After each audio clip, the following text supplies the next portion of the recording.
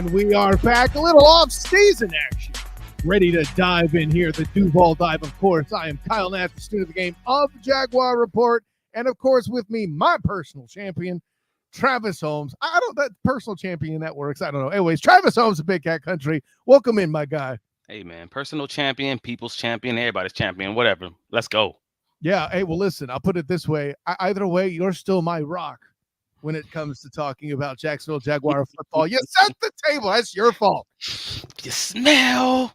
I don't know. Yeah, I like it. You smell what the Holmes is cooking. Let's go. Oh, from the hip, man. Hey, glad to have you in. Glad to see all of you back in action here as we do the proverbial thing here, of course. Let's get right into it. Of course, if you're watching the live stream, good on you. If you're not, we're going to be available on all the podcatchers that you come to know and love. Huddle Up YouTube channel, Sertoba Media, A7BN Sports up top, as you've seen, as well as the Student of the Game Facebook Live as well, the SOT Twitter, Twitch page, blah, blah, blah. Twitter as well, the SOTG. Travis Holmes, man. First of all, happy offseason to you. And I think the main reason that I gave you the initial text that we need to light this fire is there's just been a lot of fire out there, not only amongst fans of the, or I shouldn't say fans of the, but rather the Duval devout, as we've come to know and love them, right? That's been rampant up on the socials. But I think a lot of the combination of information there's one commonality, and that's surrounding statements from Trent Baalke and the brass and Coach Peterson.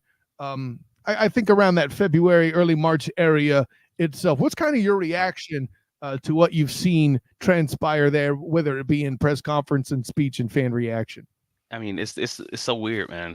Because again, we in the initial press conference for Trent and Doug, and we all kind of recall our reactions. The takeaway was Trent essentially stated, "Hey, this team was good enough to be in the playoffs, and all of our issues were injuries or were coaching specific." And that was the main overall takeaway that, I think everyone in Jaguar fandom can kind of walk away with on those original end of season press conferences. And it's like, all right, cool.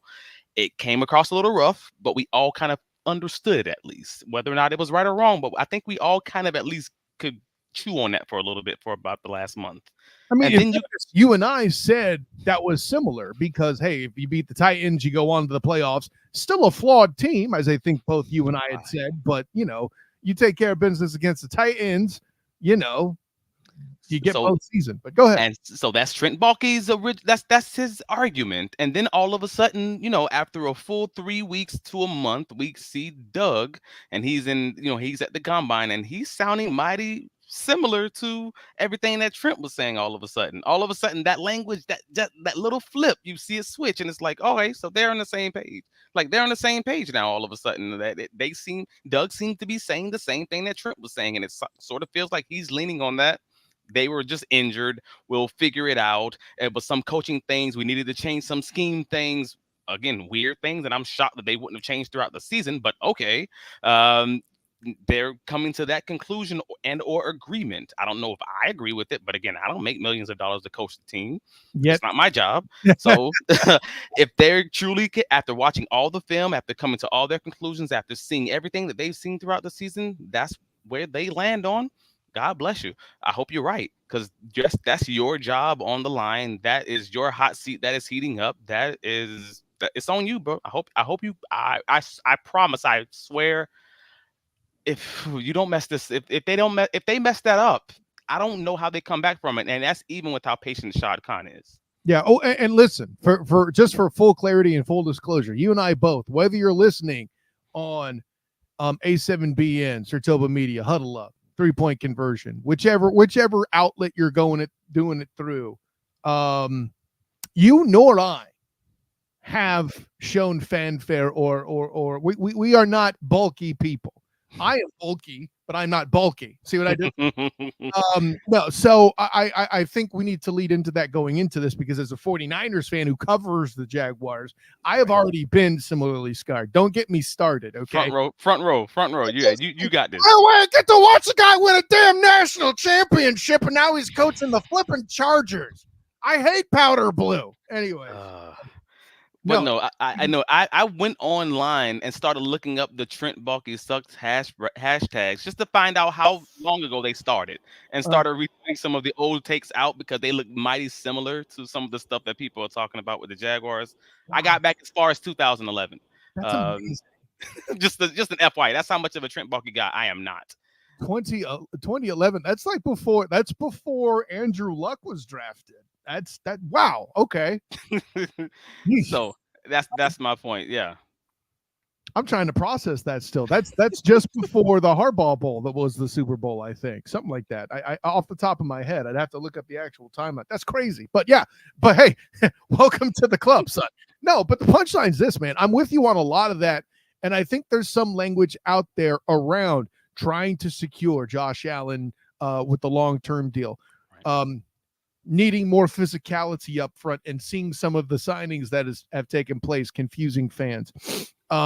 There's some other cuts that have taken place that will lead to questions too, less related to Trent Baalke, but something where fans are a little worried probably if you see what contributions some guys who have been released have made. But let's get into the biggest thing first. I mentioned Josh Allen in particularly, and a lot of people, a lot of our media brethren are in a particular place where they are basically are very annoyed that a deal isn't done yet.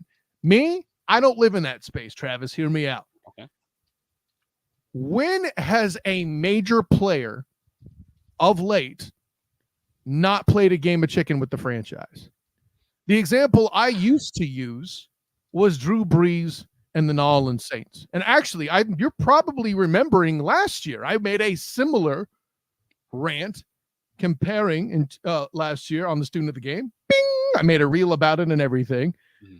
Lamar Demetrius Jackson and the Ravens did the very same thing. But Kyle, those are quarterbacks. That's not the same. Chris Jones also played that same game of chicken. Hell, they done rammed each other for a minute there because he missed the first game where the Chiefs lost to the Lions by a point. Right. This is nothing but posturing. Now, if you want to ask the football question of how much will that impact Josh Allen's play down the road in the season, that is a separate conversation. But if you're surprised that this deal isn't done yet, you already know a deal will be done. They franchise Josh, so nobody else is going to come in. Okay, nobody's going to throw two first round picks at the Jags to get him. And moreover, the Jags can't afford to tick off the Duval Devout any more than they have by not signing him to a long-term deal. Right. Winter is coming. This is really a conversation I don't expect to have any finality on until, gosh, I don't know what, July, August. I don't have the dates memorized. Before July, because of the tag deadline. Okay, there you go. So I mean, I'm after mini camp, but before training camp is what I'll say, right? So where do you sit on that? I mean, so there's the normal emotional take that you may get from the most of the Duval Devout, and that is he's the guy who's done it all the right way, and he's he's homegrown talent, and you that's the kind of guy you want to resign. A lot of the same things that we used to hear about Unique Ngakoue, honestly. These are all a lot of the same takes that we would hear. Now, like this is business, man. So we have to take the emotion out of that. So to your point, I actually agree with everything that you just stated 20 seconds ago. No, Mark, 908, March 8th, 2024. Boom. Yes, let's take the emotion out of this, man. And let's look at this like a business. You are correct in the fact that most big players will end up playing a game of chicken. However, this wasn't that. I want to acknowledge up front, this obviously was not this was not Josh Allen playing a game of chicken with the Jaguars. This is the Jaguars playing, I don't even know what game, Frogger? I don't even know what game this would be. Description. Yeah. When you're going where I think you're going, Frogger is surprisingly intelligent. Like you're jumping forward, you're moving back. You don't really know where you want to be as far as these negotiations occur until they like the fact that they waited until 5 weeks after the season ended to even begin those negotiations, to have the thought process and the rumors coming out that they're close on a deal, and you're days after your deadline is hit right now would lead me to then believe that no, the Jaguars just screwed that up. And at the end Apple. of the day, I won't say it's a major. I won't call it this major screw up only because if we're talking about Josh Allen and Josh Allen alone, he's going to be on the roster. They're But going to figure it out. They're going to get it right. The only screw up is if you feel the way that you publicly stated that you feel about Calvin Ridley, then you screwed up there. That's because you had the option of having Josh Allen resign had you started negotiating after the end of the season, and then simply franchise tagging Ridley and doing whatever you need to do to make sure, like whether you want to just keep him under that tag or whether you wanted to extend him, you have the option to keep him on the roster without losing that second round draft pick, and you failed at that because of the Josh Allen negotiations. okay. That's the difference. And so when you say screw up, clarify it a little bit for me. Now, if Okay. you're saying that they weren't sure what direction they were going to go yet, that's the mistake. All right, I can get behind that. I felt like they were waiting on the Brian Burns situation to clarify where they should be starting or where they should be landing in their negotiations. And when that went to a franchise tag situation, they were just like, all right, well, we'll just offer you this. But at this point, you've already wasted 5 weeks now And for those who may not know, how is Brian Burns relevant? because he's sort of setting what the free agent market is for this offseason for He's the another signing. outside line. Yeah, right, correct. So Okay. that's letting you know, wait, where in this hierarchy should we be? Well, and frankly, I hear where you're going with the Brian Burns. Maybe it was something they were waiting for. If they were, I think even considering that an example is a mistake because frankly, you need to be talking to Josh Allen as if he's resetting the market. Okay.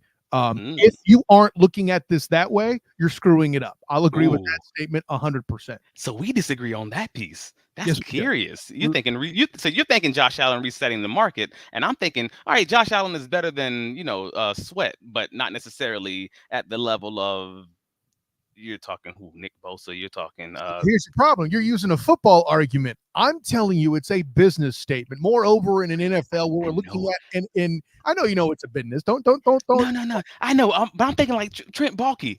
We're talking about Trent Baalke, the same guy who we already heard the He's rumors. more likely to make the mistake I'm talking about, right? Think about this. Think about this.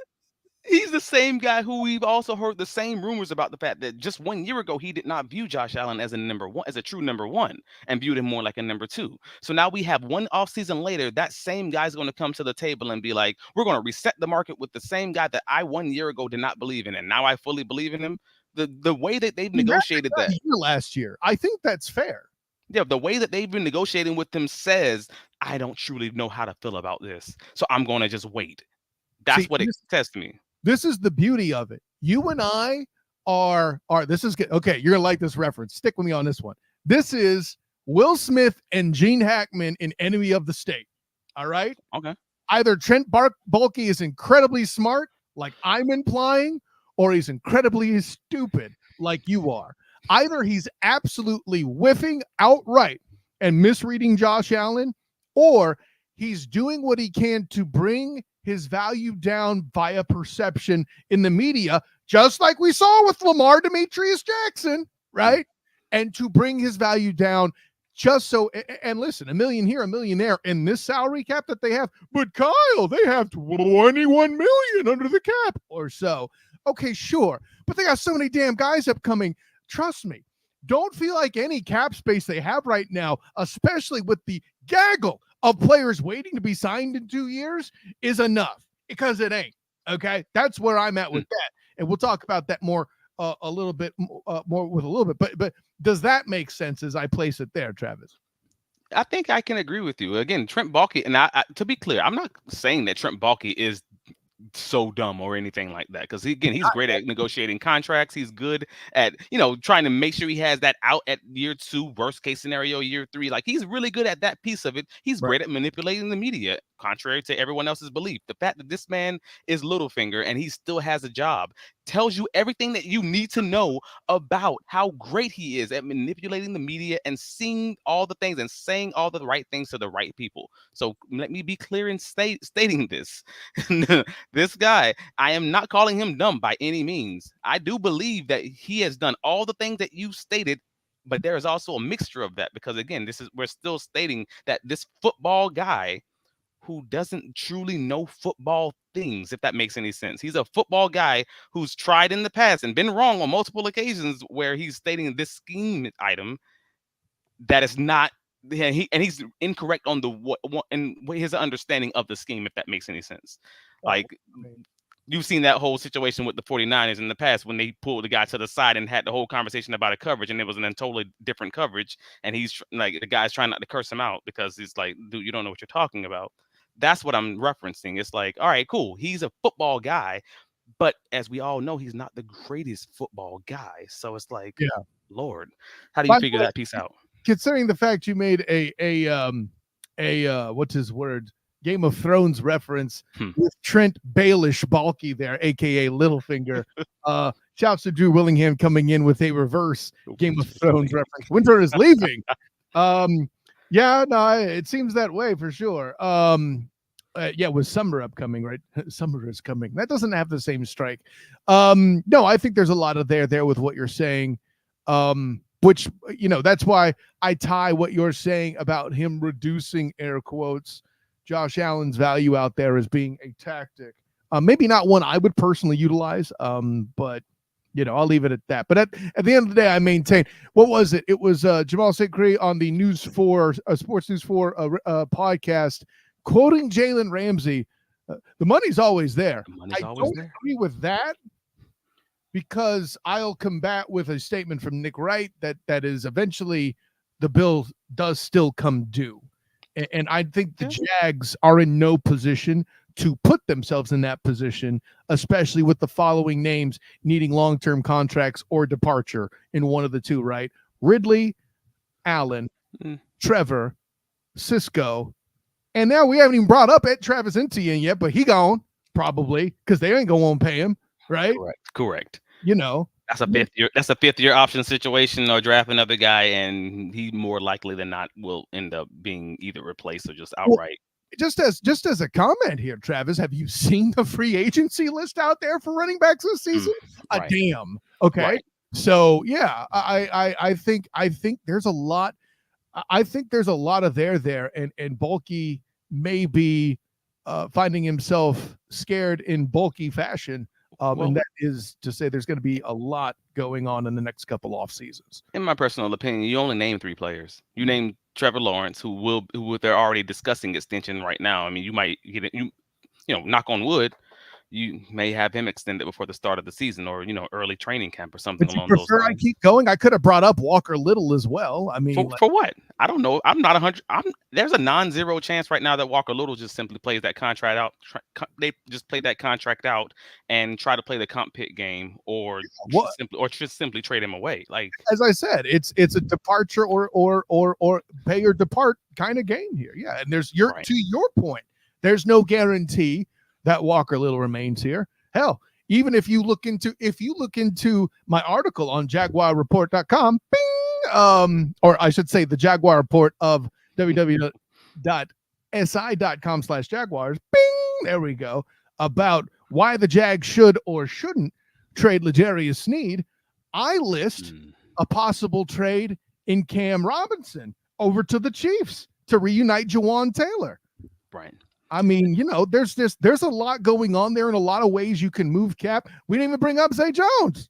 Right. We haven't brought up Zay Jones. We haven't brought up Kirk. Cam Kirk. There's a lot of options, and I know no one in Jacksonville wants to trade Kirk because they love him. I love him. Everybody in the media loves him. We all love him. So just to be clear, the Duval dive is not pro Christian Kirk. We are so pro Christian Kirk. You don't understand. So no, we are not promoting that. We are simply giving options based on where the numbers currently are, based on where the team currently is. That is all. And for the record, to pay love to my defensive brethren as an offensive guy here, as the offensive guy on this panel of two, the same applies and transfer at this point to Foye Oluokun. Okay. Right. These idiots. Oh, trade Foye. Stop it. Not happening.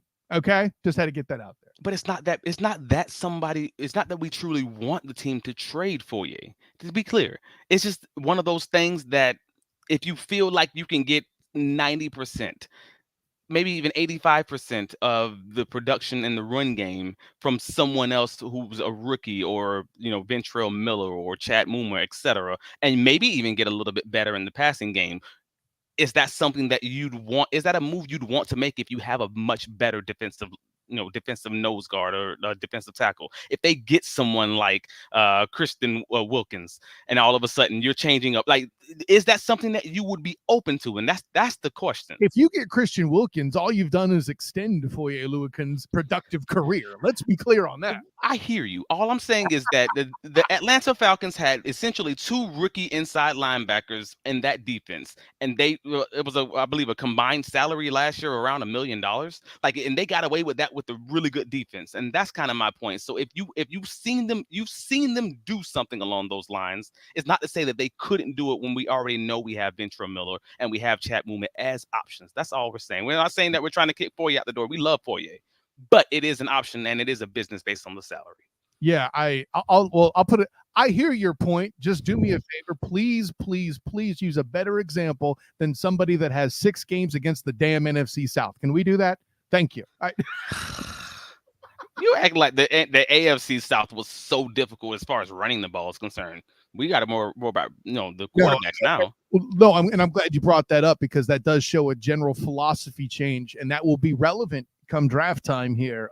Right. I have said many times on why I was not necessarily pro Walker getting the top overall pick, but I was at least less skeptical than others. And I'm not even including you in that sentence, because you hated it, but you didn't hate it the way some of the true haters like. Bingo. I hated it, but I understood it. I knew why they did it. I think I'm like 1 or 2 degrees milder than you on that. The people who are like, Hutchinson, okay, listen, great. His sack numbers may be higher, but down the line, when you do part with Foye, or God forbid, should Foye get hurt and they move him inside to help, especially with Fatukasi, speaking of things that cut, it's not just his contract. My heart and yours were both casualties in that one, sir.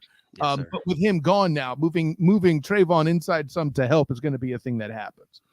So it's going to be a thing that happens. Now, how often it happens is going to be the conversation. We all have our theories based on how the New Orleans Saints used to run their defense, based on how the Atlanta Falcons last year ran their defense. But we just won't know it until we start getting into training camp, when these coaches get their hands on him and just find out, hey, what does he do well? This is what the tape shows. What are we seeing in real life? All right, cool. Maybe he will go inside 25% of the time. Maybe we'll chunk it up to 40% of the time. Who knows? I guess they'll have to drill that out and kind of figure out, pros and cons, strengths, and maybe weaknesses, depending on who's that third pass rusher they potentially might bring in. Well, let's take it to the other side of the ball with the offensive line. And let me lead this by saying, as the person on this panel who I think there are times when I've blamed more the interior offensive line than you have. Okay. I've been called a Trevor apologist. I'm not going to go that far. I think I'm just that critical of having to watch this bad a play on the interior. But the truth is, there's been a lot of injury and there's been a lot of chemistry issues. Now, I'm not going so far as Coach Peterson. Oh, well, our starting line in the last week, that was the only time they played together. Okay. Hold the phone, Chief. Like, can we please not count Cam being on suspension for however many months, and please remember that Ezra was brought in the building mid-season before you go saying things like that. I want to say this because I am thoroughly impressed, and I think you are too, by Anton Harrison and what he's done his rookie year. It's absolutely fantastic.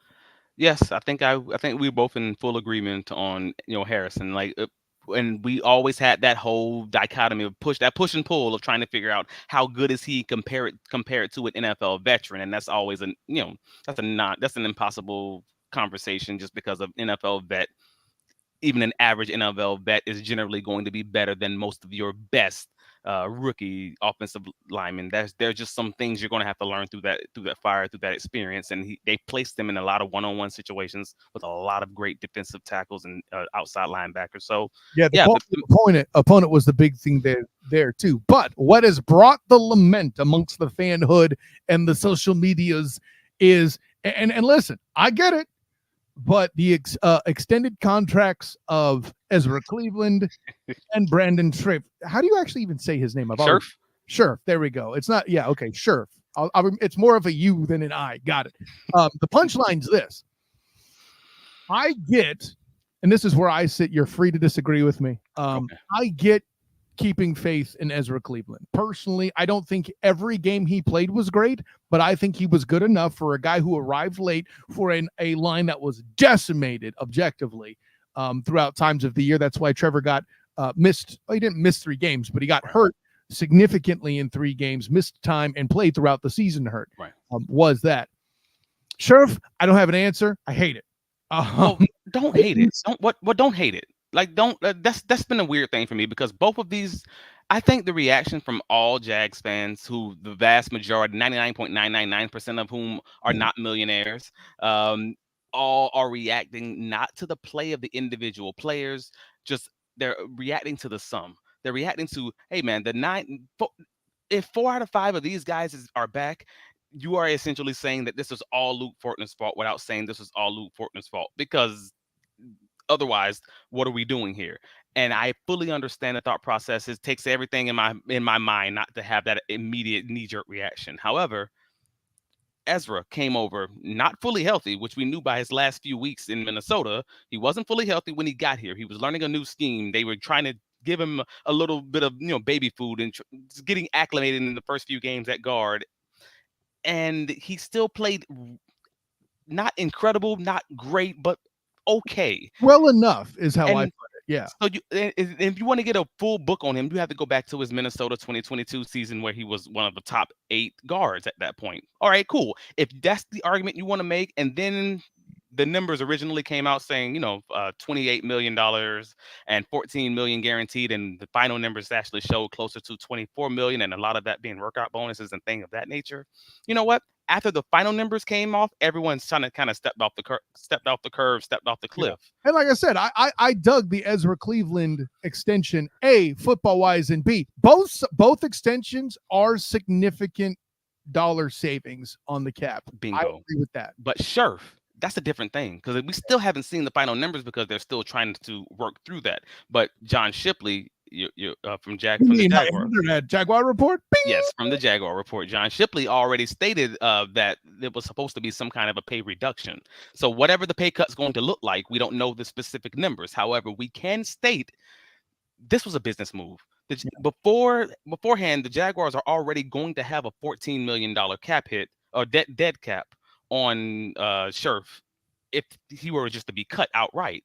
So if you already have a $14 million dead cap, what's the difference of changing that to salary, maybe giving him up to $7? If you give him up to $7 million, there's a negligible difference. Like, it's at that point you can have him on the roster for your competition. You can bring in anyone you want to bring, and you want to give him $14 million not to play, or you want to convert 7 million of that and bring in someone else and kind of just figure out where you stand when you get the draft picks and whatever other people you're bringing in. And either way, it doesn't make, as long as it's under 7 million or less. What are we talking about? Nothing materially changed. That's interesting. So theoretically, they could.